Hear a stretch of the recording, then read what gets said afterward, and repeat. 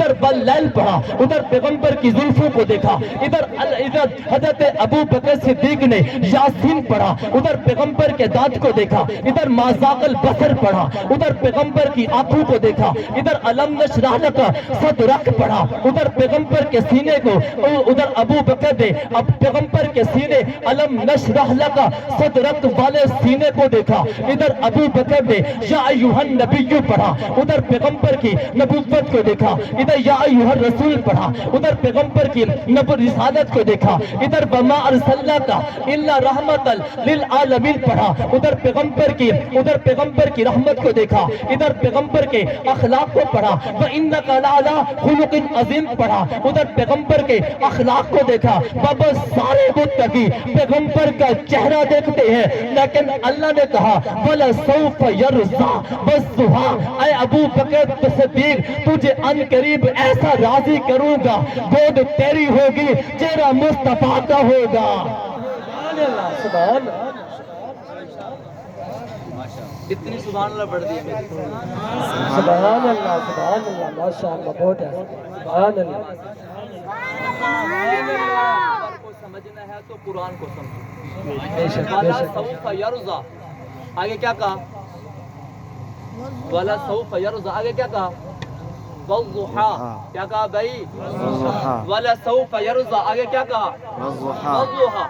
اللہ آپ مجھے راضی کریں گے پیغمبر کے دیدار سے، میں تو راضی ہی اس وقت ہوں گا جب ہر وقت پیغمبر کے چہرے کو دیکھتا رہوں۔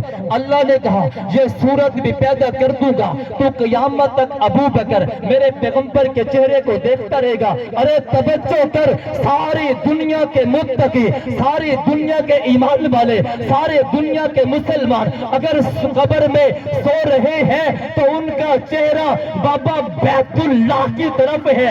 صدیق اکبر وہ ہے جو روضہ رسول میں سو رہا ہے، بابا چہرہ بیت اللہ کی طرف بھی ہے، رسول اللہ کی طرف بھی ہے۔ وَلَا سَوْفَ يَرْضَىٰ، اور کیا کہا؟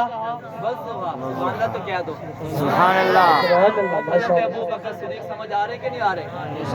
وَالضُّحَىٰ وَلَا سَوْفَ يَرْضَىٰ وَالضُّحَىٰ، آج بھی ابو بکر پیغمبر کے چہرے کو دیکھ رہا ہے۔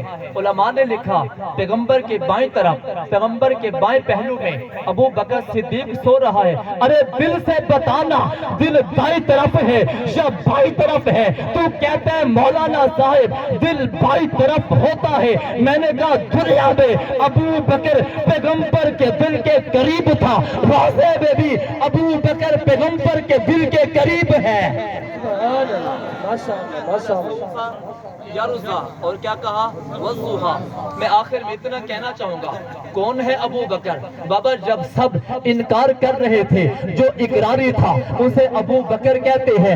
جب سب ظلم و ستم کر رہے تھے، بابا جو ڈھال بنا ہوا تھا اسے ابو بکر کہتے ہیں۔ جب سب انکار کر رہے تھے، جو اقرار کر رہا تھا اسے ابو بکر کہتے ہیں۔ جب سب مال بچا کر رکھ رہے تھے، جو مال قربان کر رہا تھا اسے ابو بکر کہتے ہیں۔ جو پیغمبر کے بچپن کا ساتھی ہے اسے ابو بکر کہتے ہیں۔ جو لڑکپن کا ساتھی ہے اسے ابو بکر کہتے ہیں۔ جو کمال کا ساتھی ہے اسے ابو بکر کہتے ہیں۔ جو شباب میں بھی پیغمبر کے ساتھ رہا اسے پیغمبر کا یار غار ابو بکر کہتے ہیں۔ جو مکہ میں نبی کے ساتھ رہا اسے ابو بکر کہتے ہیں۔ جو روزے میں آج بھی نبی کے ساتھ ہے اسے ابو بکر کہتے ہیں۔ بابا جس نے کندھوں پہ وزن نبوت کو اٹھایا اسے ابو بکر کہتے ہیں۔ بابا جو غار میں بیٹھ کر پیغمبر کے چہرے کو دیکھتا رہا اسے ابو بکر کہتے ہیں۔ جسے قرآن نے سان یسدینی اذ ہما فی الغار کہا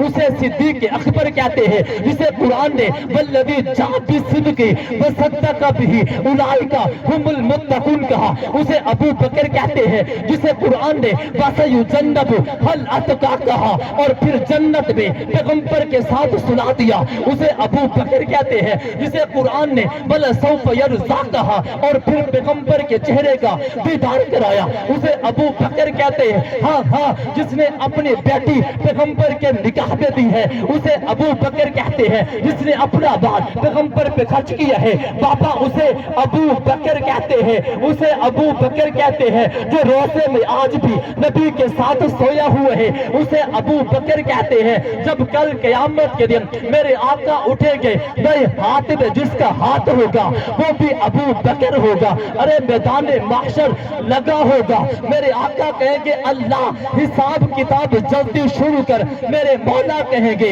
میرے اللہ کہیں گے میرے محبوب پیغمبر حساب کے لیے کسی کو آگے تو بھیج۔ سارے کتبوں کو میرے آقا دیکھیں گے، سارے ولیوں کو میرے آقا دیکھیں گے، سارے صحابہ کو میرے آقا دیکھیں گے، سارے مفسرین کو میرے آقا دیکھیں گے، سارے محدثین کو میرے آقا دیکھیں گے، اتقیاء کو دیکھیں گے، صلحاء کو دیکھیں گے، علماء کو دیکھیں گے۔ میرے محبوب کی نظر جس کی نظر پر جا کر ٹھہر جائے گی اسے ابو بکر کہتے ہیں، اور بابا جسے رب کے حضور سب سے پہلے پیش کریں گے اسے بھی ابو بکر کہتے ہیں۔ قرآن سے ابو بکر سمجھ میں آیا کہ نہیں آیا؟ وقت ہوتا تو اور بھی اپنی باتیں ذکر کرتا۔ قاری صاحب کی محبتوں کا شکریہ کہ انہوں نے مجھ ناچیز بندے کو آپ حضرات کے سامنے گفتگو کرنے کا موقع ملا۔ عنوان تو میرا قرآن کی عظمت کا تھا، میں نے بھائی کی محبت کو ابو بکر صدیق کے ساتھ دیکھتے ہوئے میں نے کہا کیوں نہ میں بھی آج آپ کو قرآن سے ابو بکر سمجھاؤں۔ اللہ مجھے اور آپ کو عمل کی توفیق دے۔